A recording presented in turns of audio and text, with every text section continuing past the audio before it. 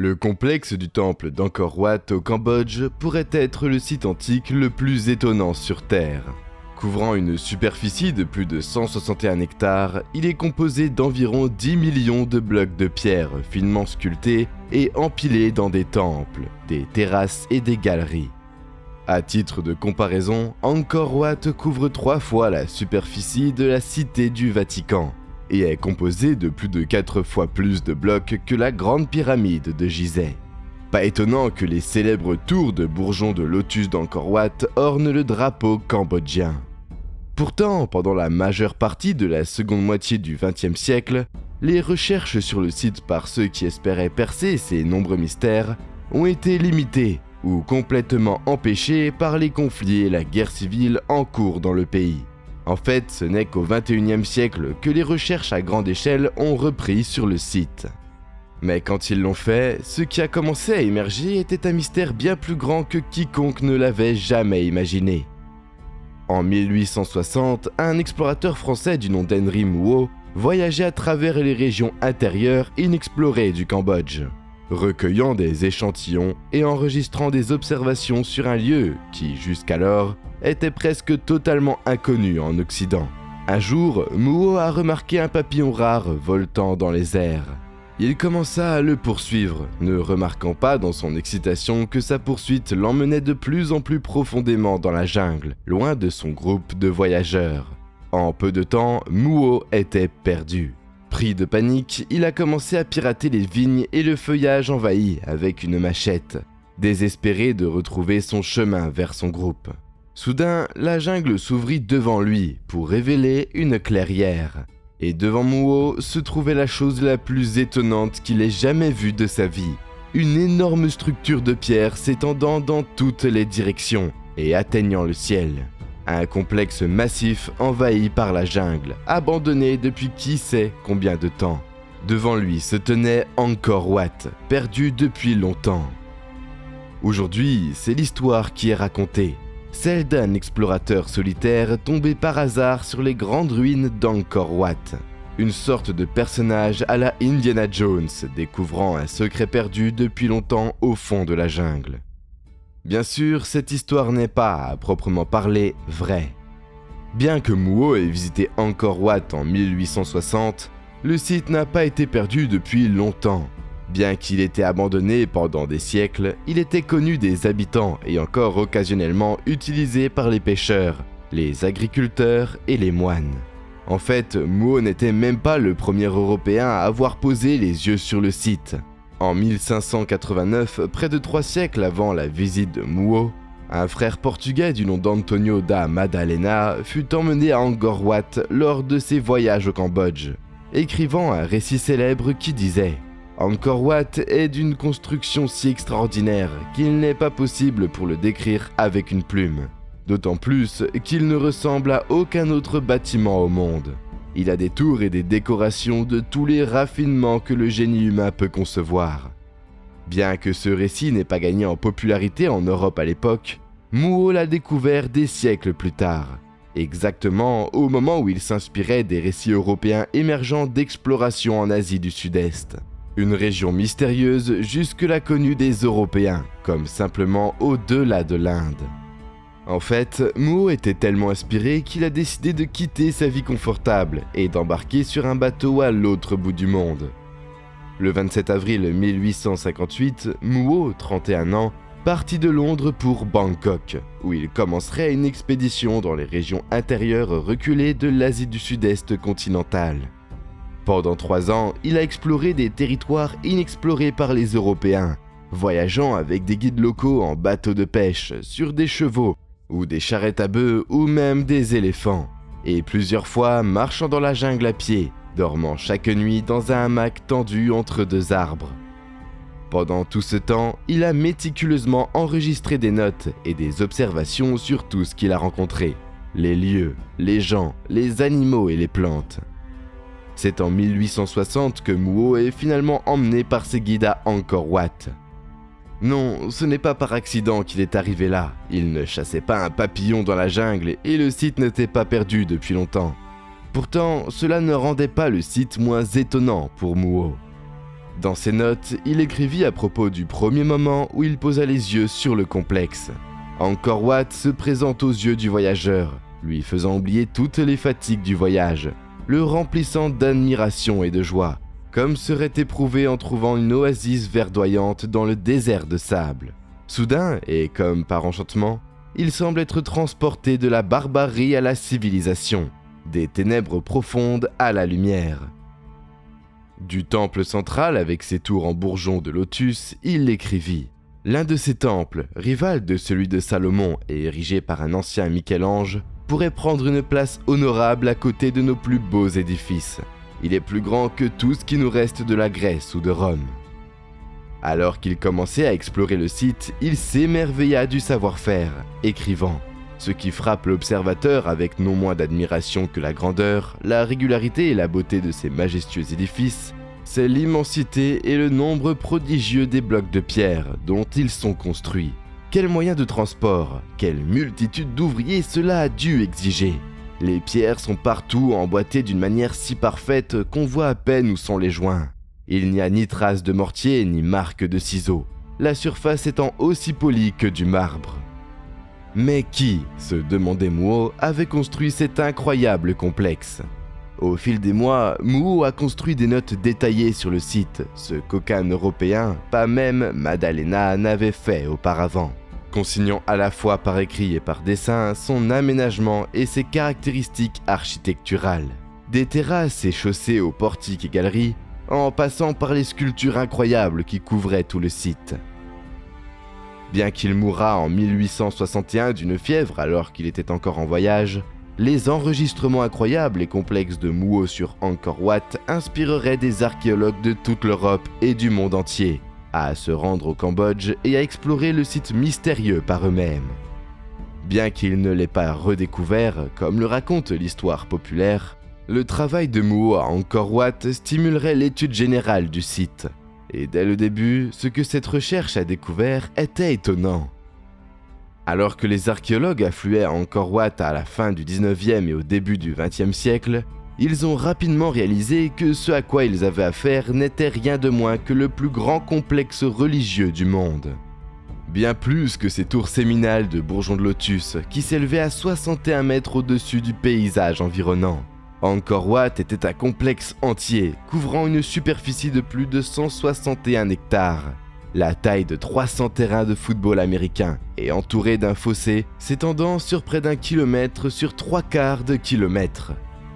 Dans ce complexe se trouvaient de nombreux temples plus petits, ainsi que des terrasses en forme de croix et des galeries connectées, des piliers massifs et des statues, tous recouverts d'incroyables sculptures en pierre, représentant des scènes de la mythologie hindoue, les conquêtes d'un empire et le monde naturel. Ensemble, le complexe avait été construit à partir d'environ 10 millions de blocs de pierre individuels, pesant jusqu'à 1,5 tonnes chacun, amenés sur le site depuis une carrière à environ 40 mètres au nord-est. Plus les chercheurs regardaient, plus ils trouvaient des détails incroyables, y compris un niveau surprenant de compréhension architecturale avancée, qui avait permis à Angkor Wat de rester debout pendant des siècles. Le fossé massif, pour sa part, n'était pas seulement une barrière protégeant le complexe, mais un élément architectural spécialement conçu pour réduire la pression exercée par l'énorme accumulation de pierres. Sans ces douves, Angkor Wat se serait effondré il y a de nombreuses années. De plus, dans la région de la jungle où Angkor Wat a été construit, le sol gonfle et rétrécit chaque année pendant les saisons d'inondation et de sécheresse. Pour lutter contre cela, les constructeurs d'Angkor Wat ont détourné l'eau pour modifier la nappe phréatique souterraine et la composition de la terre sous le complexe pour l'empêcher de couler sous son propre poids, de sorte qu'il flotte efficacement sur une fondation changeante et reste debout pendant des siècles. En même temps que les chercheurs découvraient les incroyables caractéristiques de ce qu'était Angkor Wat, ils travaillaient à construire son histoire. À l'aide de la datation carbone, d'analyses archéologiques et d'un examen des rares documents historiques survivants de la région, ils ont souligné l'Empire Khmer, qui avait surgi au 9e siècle de notre ère au Cambodge et s'est développé au fil des siècles, pour devenir l'empire le plus puissant de la région. Selon les chercheurs, Angkor Wat a été construit par le roi Khmer Suryavarman II entre 1113 et 1150 après Jésus-Christ en tant que temple hindou dédié à Vishnu. À partir de ce moment, Angkor Wat a servi de capitale physique et spirituelle pour les Khmers, le cœur d'un puissant empire, jusqu'à ce que, progressivement, l'empire décline pour diverses raisons et que le site soit abandonné, laissant Angkor Wat lentement avalé par la jungle, jusqu'à ce que la visite d'Henri Mouot amène les archéologues du monde à sa porte. Au fur et à mesure que cette explication officielle a été élaborée, nombreux sont ceux qui ont exprimé leur scepticisme. Comment, se demandaient certains, les Khmers auraient-ils pu construire Angkor Wat en seulement 37 ans, comme le suggéraient des chercheurs, sans l'aide de la technologie moderne, alors que, dans le même temps, les grandes puissances européennes mettaient des siècles à construire leur célèbre cathédrale. Une estimation a conclu que si les Khmers avaient travaillé du lever au coucher du soleil tous les jours pendant 37 ans, ils auraient dû extraire, transporter, tailler et placer 1 tonne de pierre chaque minute, sans interruption, pendant 37 ans, afin de compléter la tâche. Pour beaucoup, cela semblait clairement impossible. Ailleurs, d'autres ont demandé si Angkor Wat a été construit par un grand empire qui s'étendait sur des milliers de kilomètres et a maintenu le pouvoir pendant des siècles après sa construction. Alors, pourquoi était-il si unique dans la région, tant par sa conception que par sa taille ? Si l'Empire Khmer avait construit Angkor Wat, n'aurait-il pas copié sa conception ailleurs dans son immense empire ? Pourtant, à travers le Cambodge et les pays voisins, aucune autre structure ne ressemble à Angkor Wat. De plus, rien d'autre dans la région ne se compare à la taille d'Angkor Wat. Les futurs dirigeants Khmer, après Suryavarman II, n'auraient-ils pas construit de plus grands complexes pour établir leur propre pouvoir ? Au milieu du XXe siècle, la science dominante avait déclaré l'affaire close. Angkor Wat était un magnifique complexe de temples construit par l'Empire Khmer au cours de 37 ans, soit quelques 900 ans dans le passé. Mais pour d'autres, le mystère ne faisait que commencer.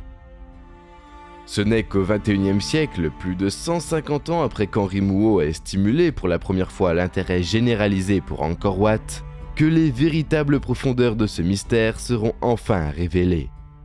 Depuis l'émergence de l'explication officielle sur l'Empire Khmer et Angkor Wat, les chercheurs ont tenté d'en savoir plus sur l'Empire et la civilisation qu'ils soutenaient. Pourtant, pendant des décennies, ils n'ont pratiquement pas progressé. Le problème était que la zone autour d'Angkor Wat est isolée et couverte d'une jungle dense, ce qui rend les travaux archéologiques sur le terrain presque impossibles. De plus, les documents historiques de la région sont pratiquement inexistants, en raison de siècles de conflits qui ont détruit les archives et d'un climat tropical chaud et humide qui a depuis longtemps détérioré les feuilles de palmier sur lesquelles étaient écrits les documents. Mais tout a changé en 2012. Grâce aux archéologues Damien Evans et Roland Fletcher. Cette année-là, les deux hommes ont mené un projet qui utiliserait un type de balayage aéroporté avancé, connu sous le nom de détection et télémétrie de la lumière, ou balayage LIDAR pour voir à travers la jungle autour d'Angkor Wat.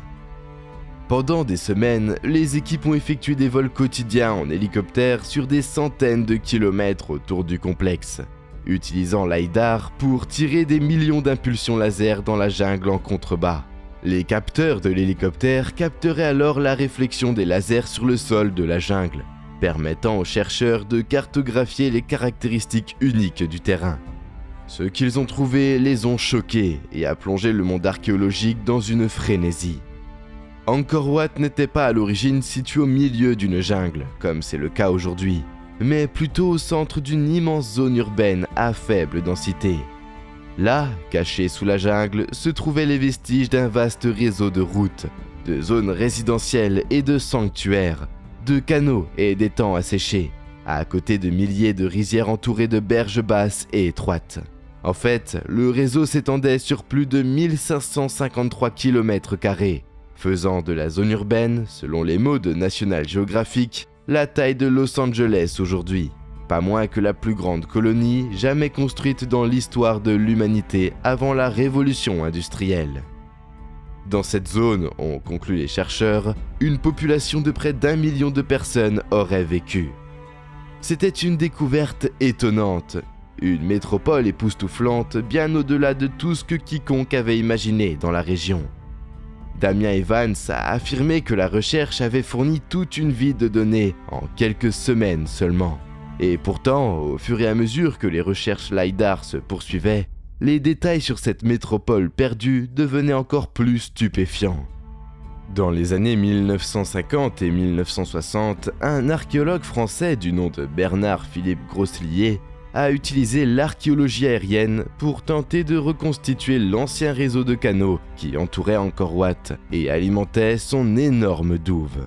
Son travail a révélé un système d'une telle complexité que Grosselier a surnommé Angkor Wat la ville hydraulique.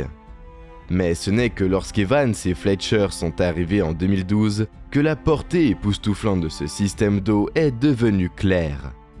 À l'aide de LiDAR, ils ont cartographié le système d'eau dans toute la zone urbaine d'Angkor Wat. Incroyablement, les chercheurs ont cartographié des systèmes hydrologiques étendus qui géraient, stockaient et dispersaient l'eau de 3 rivières distinctes et d'un lac voisin dans toute la zone urbaine. C'était un système d'une ampleur et d'une capacité insondables.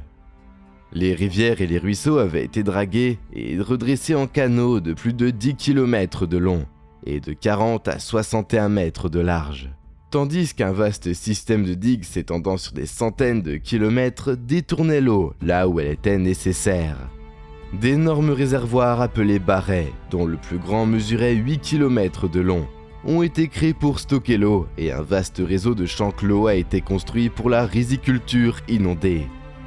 Avec ce système d'eau, un paysage de rizières en terrasse en pente a été créé avec une alimentation en eau indépendante, ce qui aurait isolé la zone urbaine des sécheresses. Mais c'était plus que ça. Le système d'eau avait clairement été construit pour fournir un système de transport à travers la zone urbaine, ainsi qu'un approvisionnement en eau domestique pour l'assainissement. De plus, le système d'eau comprenait de nombreux étangs et canaux remplis de poissons, une autre source de nourriture pour la population de la ville. Vraiment, Angkor Wat était une ancienne ville hydraulique avancée, qui allait bien au-delà de tout ce que Grosselier avait imaginé à l'origine.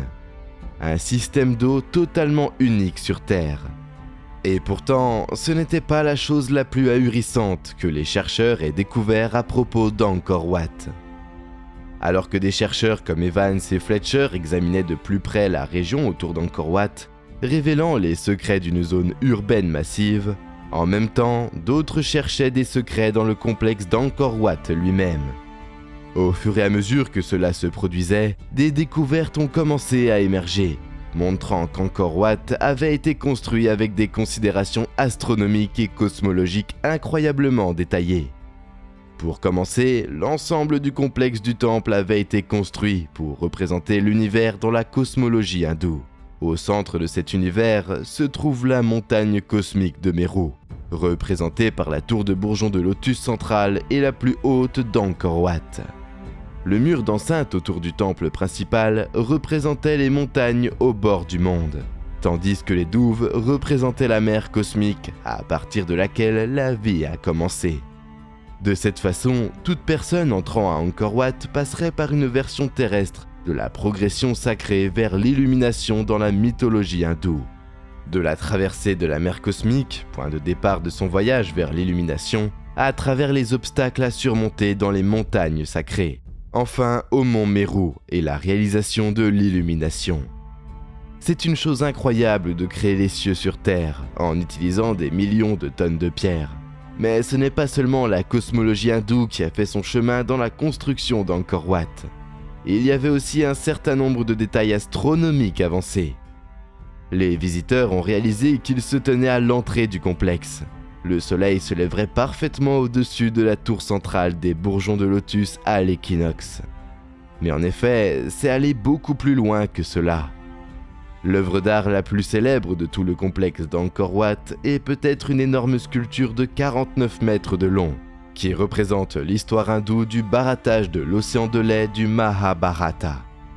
Dans la sculpture, il y a 88 dieux et 91 démons, 12 grandeur nature, tirant sur une corde attachée à un pivot de barattage central, avec Vishnu assis au centre. À lui seul, c'est une œuvre d'art étonnante.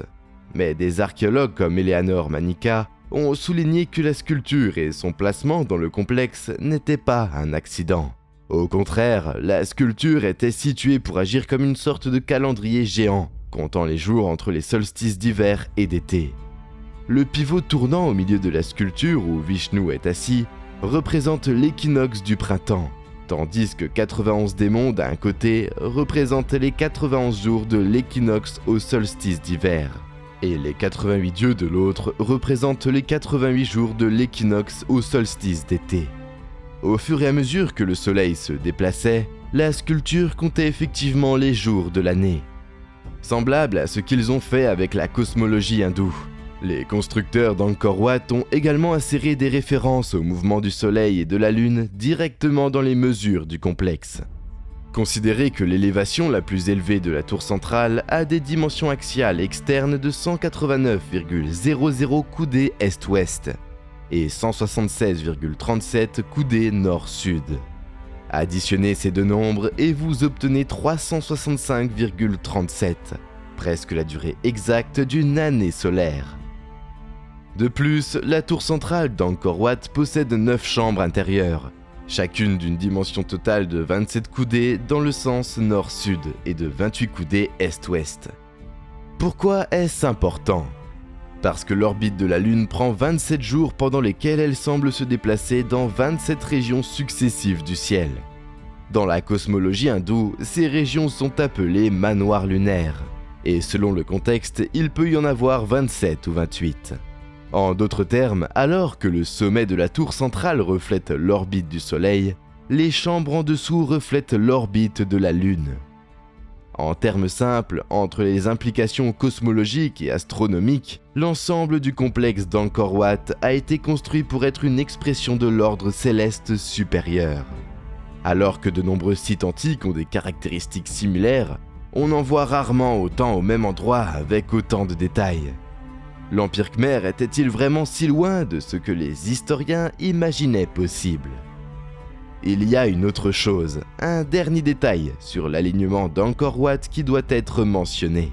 Il a été démontré que tous les bâtiments du complexe d'Angkor Wat sont parfaitement alignés sur les 4 points cardinaux de la boussole, avec un niveau de précision GPS.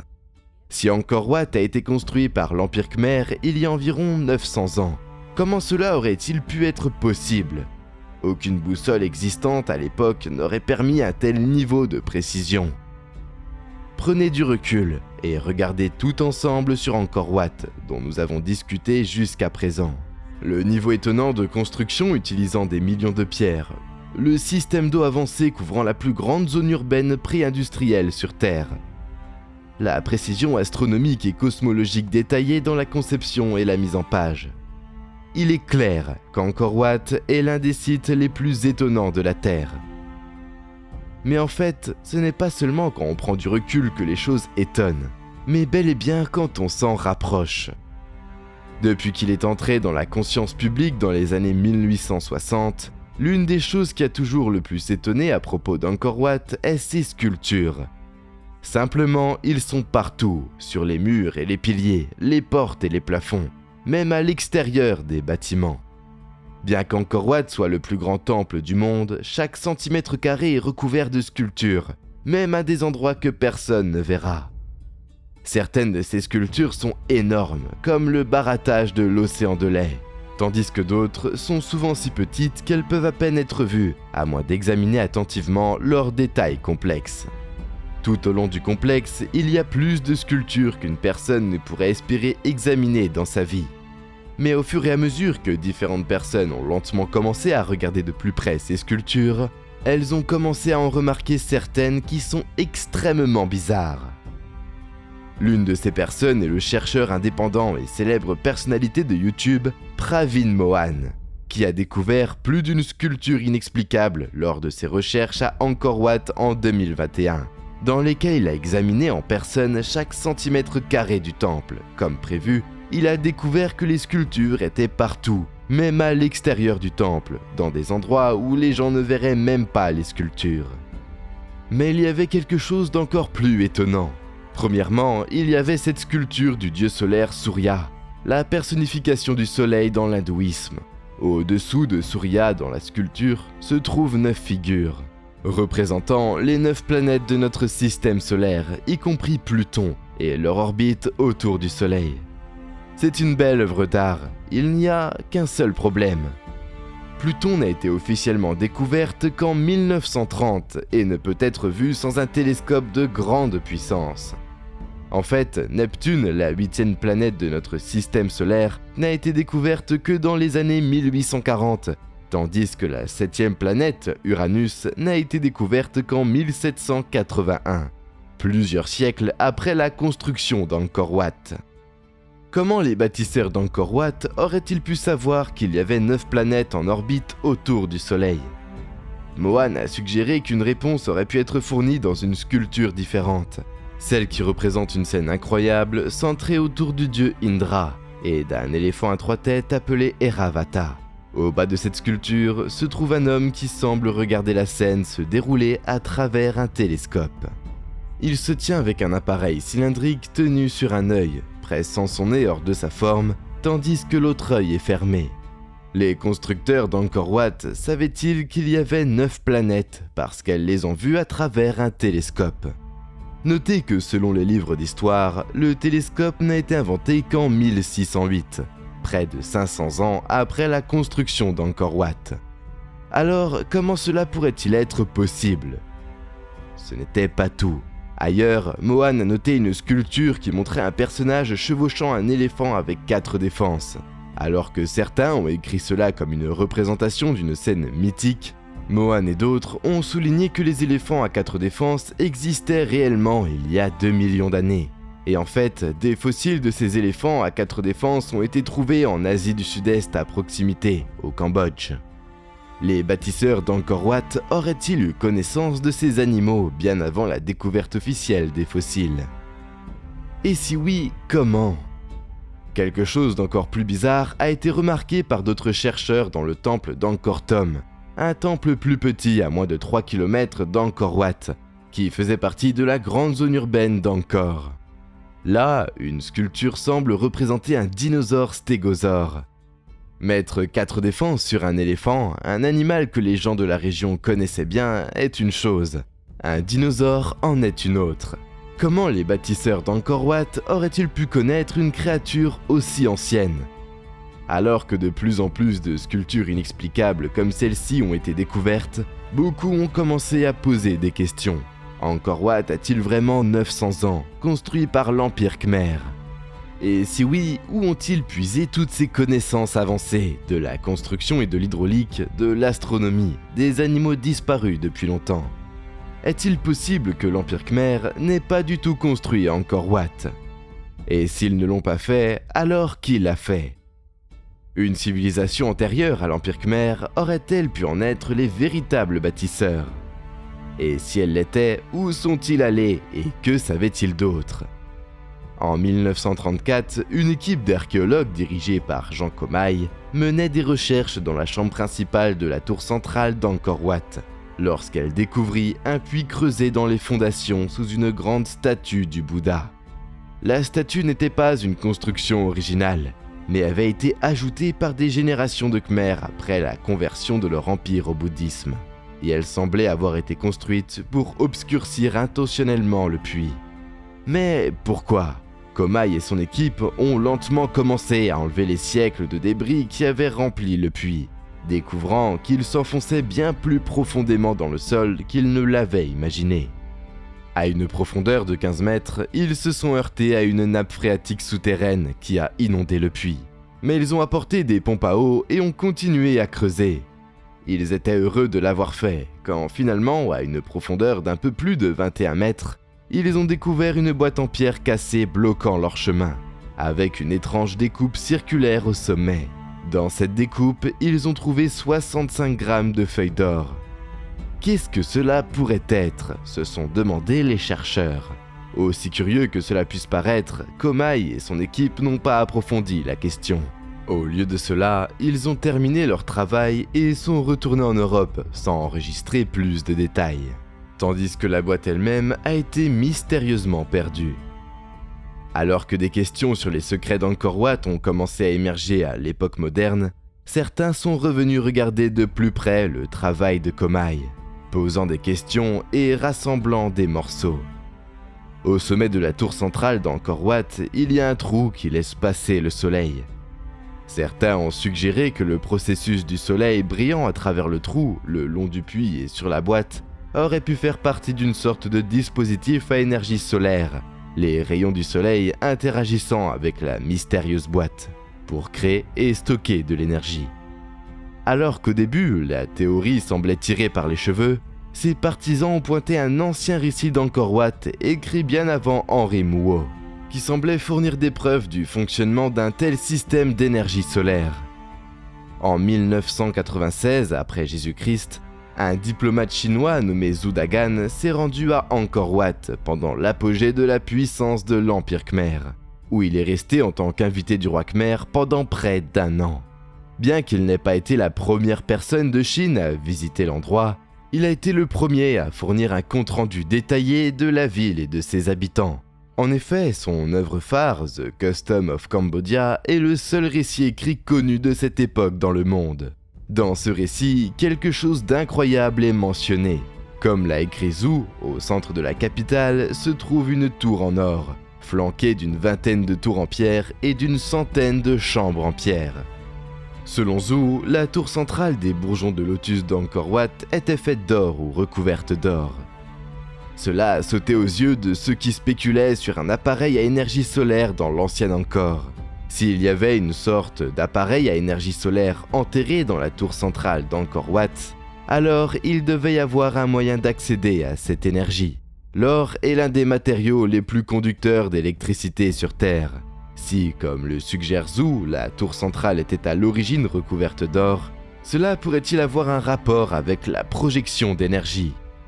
Ici, beaucoup ont associé Angkor Wat au travail du célèbre inventeur Nikola Tesla, qui, au début des années 1900, a développé un appareil connu sous le nom de tour Tesla, surmonté d'une grosse boule de métal conducteur et conçu pour pomper l'énergie de la Terre vers le ciel, où il pourrait être accessible par des récepteurs individuels à travers le monde. Est-il possible qu'Angkor Wat ait pu faire quelque chose de similaire ? Les théories d'un ancien Angkor électrique n'ont été approfondies qu'en 2015, encore une fois grâce aux recherches LiDAR de Damien Evans et Roland Fletcher. Cette année-là, il a été révélé que sous les terrains du complexe d'Angkor Wat se trouvaient des structures tentaculaires, formant la forme d'une spirale géante d'environ 1524 mètres de long. Au fur et à mesure que les résultats étaient compilés, Evans et Fletcher étaient abasourdis. La spirale géante ne ressemblait à rien de ce qu'ils avaient jamais vu auparavant, et ils n'avaient aucune idée de ce que cela pouvait être. Fletcher l'a qualifiée de découverte la plus frappante associée à Angkor Wat à ce jour. Tandis que dans leur rapport, les deux hommes ont écrit « La structure énorme, unique et problématique des spirales rectilignes n'a jamais été reconnue ni même prédite, ou supposée, et défie toujours toute explication. » Regardez attentivement ces spirales. N'ont-elles pas l'air étrangement électriques ? Certains affirment déjà que ces spirales devaient faire partie d'un ancien système énergétique, agissant comme une sorte de réseau électrique stockant et distribuant l'énergie. Au fur et à mesure que l'on en saura plus sur les spirales dans les années à venir, pourraient-elles fournir la preuve d'un ancien Angkor électrique ?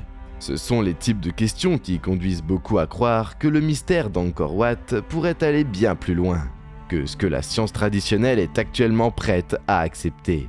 Bien plus loin même que quiconque ne l'imaginait. Angkor Wat a-t-il vraiment été construit par l'Empire Khmer il y a 900 ans ?